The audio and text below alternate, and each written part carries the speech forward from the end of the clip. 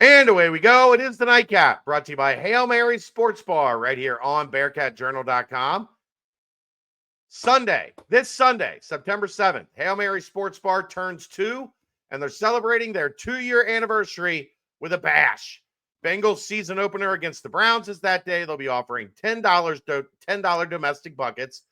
They'll have vendors in-house doing raffles and giveaways, including a couple sets of tickets to the UC Northwest State game on the 13th, compliments of Rheingeist. You can buy chances to win or receive a chance to win with every Cincy Light purchase. They're also raffling off a set of Reds tickets to the Reds-Pirates game on September 23rd, compliments of Anheuser-Busch. They have Triple J's barbecue food truck out front all day. Additional info can be found on their Facebook page. Just search Hail Mary's Cheviot. Also, for all UC games all season, $10 domestic buckets at Hail Mary's. All right, Aaron, let's get this show on the road. Scott Satterfield, Brennan Sorsby, Dante Corleó, and Jaylen Hunt at the podium today. It's time for Talking About Talkin'. Take it away. Well, we got a lot to get to. So we will start first and foremost with Coach Scott Satterfield. Said when talking about the Nebraska game, the team was disappointed with the loss, but he felt they played well enough at times to win, especially confident on the final drive, just didn't execute. So the noisy atmosphere challenged the offense, but players showed great poise and discipline with only 4 penalties, all of them being false starts. Solid overall, including a strong first kickoff return for positive yards, good punt coverage, a knockdown field goal. It's something to build on.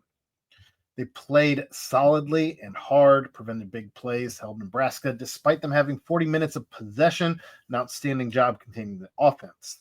They need to get off the field more on third downs. They failed to recover fumbles. The ball was on the ground a couple times. And they missed an opportunity for a pick 6 by Logan. That's the difference between good and great. Critical difference in the game. Logan Wilson, by the way. Critical difference in the game. Turnovers right before halftime and at the end. Same old. Emphasize taking advantage of opportunities to win this turnover battle. The team returned on Friday afternoon. They reviewed the game. They put it to bed, and they moved forward. Frustration in the building, of course, but they had a focused practice on Sunday. They did rush for over 200 yards against a strong Nebraska run defense, top 8 nationally last year, and they had positive plays from running backs Evan Pryor and Tully Walker, plus, of course, Brennan Sorsby. They were over 5 on deep balls. Again, rinse, wash, repeat. Underthrown fades to Cyrus Allen. One could have been a touchdown, but got called back because of a false start. Then you had your first play to Caleb Goody down the sideline. You have to have a higher completion percentage. You only had 52% in this game, and you have to get the ball to the playmakers like Joe Royer, who can run after the catch. There was the team was solid in run blocking. You had no tackles for loss, no sacks, and your pass protection was pretty good as well. Only 2 negative plays, both on passes, and you performed pretty well against Nebraska's front for your first game of the season. There were several plays where execution failed. You had missed blocks on screens leading to tackles for loss. You had a drop pass by Evan Pryor in the flat that could have been a big gain or a score. You just have to capitalize on your rare open chances. First down at plus 33 with 41 seconds left, no timeouts. You call a slant and go. Pre-snap looked like man-free cover 1, but it was disguised as cover 2, as we talked about at length last night on the BBP. The safety made a great play, and you had an interception. They hadn't seen that disguise on tape, and the intent was to catch or go incomplete for your 2nd and 10. Brennan Sorsby, though, he handles big errors by moving on quickly. You have to forget negative plays as a quarterback and learn to throw wider and or deeper to avoid picks. He was frustrated after the game, but, you have to stay focused in practice. Coach also said that they had productive performances from depth players and good rotation at linebacker. No drop-off. It was different strengths, but they played hard. They ran, they hit, they made plays, including sacks, plural. Talked about Dante Corleó snaps. He played 40. He was effective when he was out there, but they're aiming right now for him to play 40 to 45 snaps to keep him fresh via rotation. They monitored his catapult data to avoid fatigue and or injury because they want to stay at that optimal level of 75%. That's how you avoid injuries. Unlike last year, starting 1-0 versus FCS teams the last 2 years, they're now 0-1, but they played a power opponent close on the road, so it feels different. You have a special team with talent and depth. They're hungry, focused, and eager to prove themselves. Just have to be consistent daily. And they had limited opportunities versus Nebraska due to some missed executions and assignments. But if blocked, you could have had huge plays. Against Bowling Green, you have to play hard, physical. They are well coached by Eddie George and his staff. And they watched the recent games versus Tennessee State in last week where they did good things. They're not intimidated. You have to elevate your play, maintain intensity, execute at a higher level for a great game, focus on building off Nebraska's positives and correcting your weaknesses. Drew Pine, the quarterback for Bowling Green, is talented, smart, experienced. He started at 4 schools, including Notre Dame in 2021. He has great mechanics. He's an accurate passer. He's seen everything, and he's capable of all scheme requirements. Their running backs are outstanding. They run hard and fast. They relied on them heavily last week, and you expect potentially some new wrinkles in the second week. Under the first year for Eddie George, the staff includes many ex-NFL. Team doesn't care about the opponent. They expect to win. MAC teams are always hungry to prove they belong at a power level, so they're going to be focused, dialed in with something to prove, and Cincinnati has to match that with a great prep week. Bowling Green's defense is aggressive. They have lots of man coverage. The defense backs are handsy and in faces, challenging releases. They have outstanding linebackers who make all tackles. Safeties are aggressive downhill. They're well schemed by Coach Fisher and rarely out of position. And they pressure the offense to earn everything with no free plays. The defense dictates for Cincinnati. The defense has to dictate. And Bowling Green, Bowling Green's defense, they try and dictate. And they showed man coverage recently. Cincinnati's wide receivers have to get loose, make plays. Evan Pryor and Tawee Walker made good plays. Everyone's capable, including Manny Covey.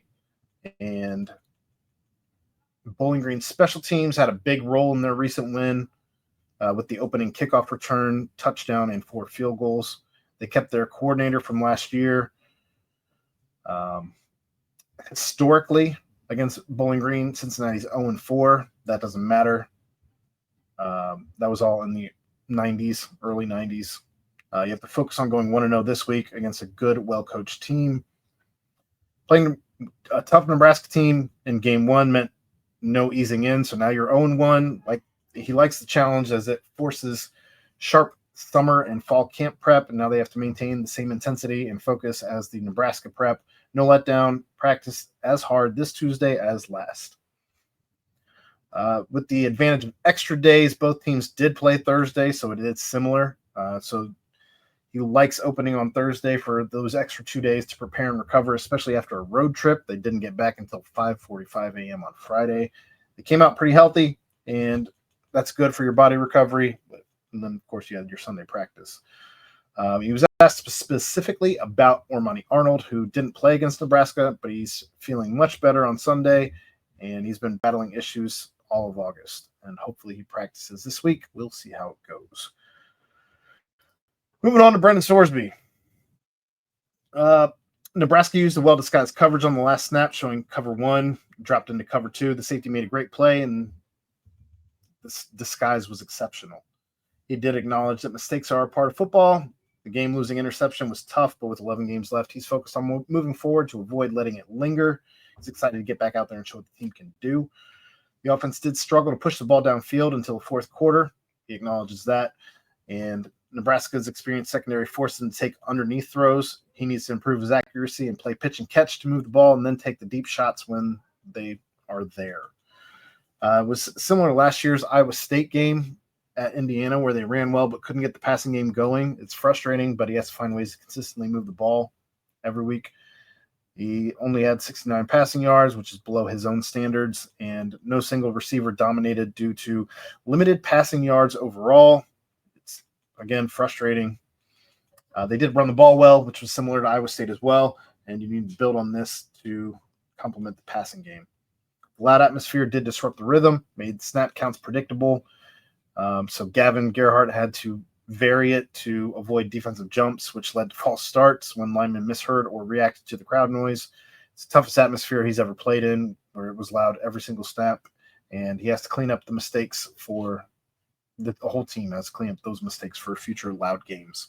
As far as getting Joe Royer involved, it's critical, and all receivers as well. They have to counter downfield struggles, which starts with Sorsby delivering accurate passes and getting playmakers in space to let them do work. As far as the post-game turnovers, speaking about the post-game turnovers, they were costly. Emphasize that 11 games do remain, including conference play, with all goals still achievable. They just have to bounce back. The receivers are hungry, including all of them are hungry, including Cyrus Allen. No one specifically is demanding it in the huddle, but they all want their opportunities. And having limited passing yards meant no one really got to get going. Then the teams are going to game plan to other teams are going to game plan to neutralize Joe Royer. The strategy is to showcase all receivers' abilities to force defenses to respect everyone and leverage off-schedule plays where Sorsby and Royer excel to get him the ball. Dante took the podium next, talked about playing those 40 snaps, felt good, but that's going to be kind of the target, I guess, for every game. He's happy to share reps with everybody else on the defensive line, but he did feel good post-game and credited the offseason management where he didn't take a whole bunch of hits in the offseason for maintaining his health. Said that he wants to continue to showcase his versatility beyond nose tackle and demonstrating the ability to get after the quarterback. The game plan did allow him to display a broader skill set, and the coaches have positioned the defense for success. Of course, he's disappointed with the loss, but he believes the defense made few mistakes, optimistic about being a strong unit this year by addressing the small errors, and feels they can go further than last season. And playing in front of 73,000 fans, he initially expected only the lower bowl to be filled, but he was impressed by Nebraska's crowd. I don't know why he would have thought that only the lower bowl would have been filled. All right, Dante. But he did enjoy the intense atmosphere. Too much ranch on well-done steaks messes with your brain, I guess. Said that the team reflected on last year's mistakes and they're focused on execution as the main priority to improve, with emphasizing execution earlier this season compared to last year's late focus on that. So they're aiming for more success. And said that playing alongside Jaylen Hunt and Micah Coleman enhances the line, and Jaylen draws attention like Juwan Briggs, which reduces focus on Dante Corleó. So he's excited about the defensive line's potential. When talking about Bowling Green, he said that, Cincinnati had not ever beaten Bowling Green, which is kind of an appetizer for motivation this week. And the team does respect Bowling Green as a talented, well-coached opponent, especially running the ball. So they're not looking past Bowling Green. Instead, they're focused on respecting their capabilities and trying to counter the run-heavy offense. He doesn't recall shaking hands with a referee in the pregame from last week. Said he was focused on the game plan and shakes hands routinely without much thought. So there was minimal in-game interaction with the officials, limited to just urging them to make the calls. Was asked about Travis and Jason Kelsey, and he says he's built a great relationship with them since they came into Cincinnati a year ago when they were here for their Kelsey games, or whatever they called that ridiculousness down at Fifth Third where Jason lost his wedding ring. Yeah. I don't even remember. The Lombaby game. There you go. Said that their presence on the sideline before Nebraska was a great motivator. Did you see today, by the way? Apparently they were drinking non-alcoholic beer for 3 quarters and had no idea. Yeah, Like, I saw that. okay. And then he did miss a chance to connect with Trey Smith in the post game, despite their connection, and wished to meet him in person to thank him for ongoing support throughout his career. And last but not least, Jaylen Hunt. If I can pull up my notes on him, maybe. There we go. Felt great to play after missing last season. He described it as a long overdue moment and used the year off to focus on recovery and prep for this season. Satisfied with holding Nebraska to 20 points despite their 40-minute time of possession, which was reminiscent of Cincinnati's strong defenses under former coach Luke Fickell. Said he felt he performed well against Nebraska's offensive line, but thinks he can improve significantly and wants to impact the quarterback more in both run and pass games. Said he observed Dante playing at his normal high level, which is consistent with practice. They have strong communication both on and off the field. Their chemistry, along with the entire defensive line, is the key to executing at a high level. He's not surprised by Dante's ability to overpower opponents, and said that Dante moves faster in games than in practice, making his dominance even more impressive. Said that they are emphasizing building chemistry, not just with Dante, but across the entire defensive line, and stress the importance of being on the same page to execute effectively. Said they highlighted the importance of the veteran presence between himself, Dante, and Micah Coleman, and the multi-year, multi-conference experience allows them to mentor the younger players. Said he believes Jake Golday is one of the best he's seen or played with in his entire college career, and says Golday is soon going to break out as a top Big 12 linebacker. I don't know if the news had broken at that point that he was Big 12 Player of the Week, but It had not. When Jake Golday and Dante Corleó draw attention, it's going to be challenging for opponents to stop the entire defense. And then he did take it as a compliment to be compared to Jawan Briggs, who he looked up to when he transferred in 2023 to Cincinnati, and said that Briggs taught him the mental aspects of the game while helping him improve significantly. So that's about 40 minutes of talking condensed into 17. Yay. Hooray. There you go. There's I'll also there's also 2 interviews that I didn't get to because that just would have been entirely too much with Tyson Veit and Joe Cotton after practice today. So I love Joe Cotton. He's great. Legitimately love Joe Cotton. He's great. All right.